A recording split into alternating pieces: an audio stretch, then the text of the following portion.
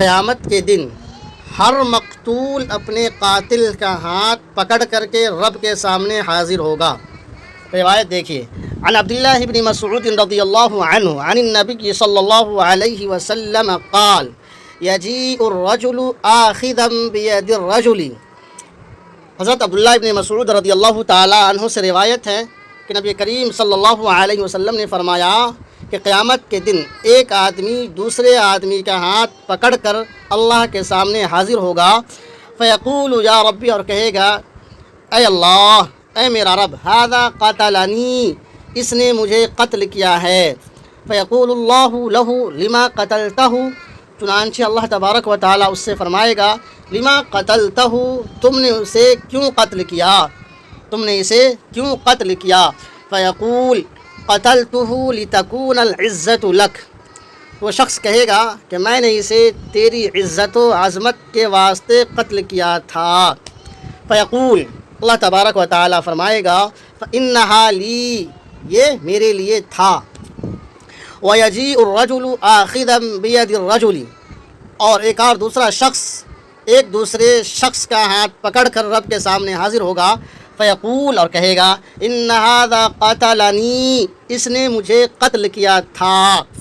فیقول اللہ لہ، چنانچہ اللہ تبارک و تعالی اس سے بھی فرمائے گا لما قتلتہ، کہ تم نے اسے کیوں قتل کیا تھا۔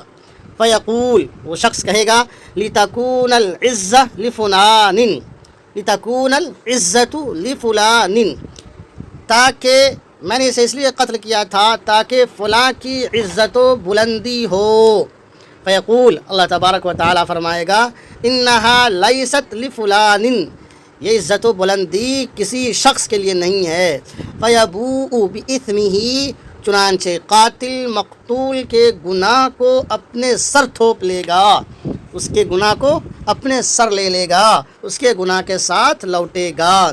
یہ ہر قاتل جس نے قتل کیا ہے تو قتل کرنے کی وجہ ان سے پوچھی جائے گی۔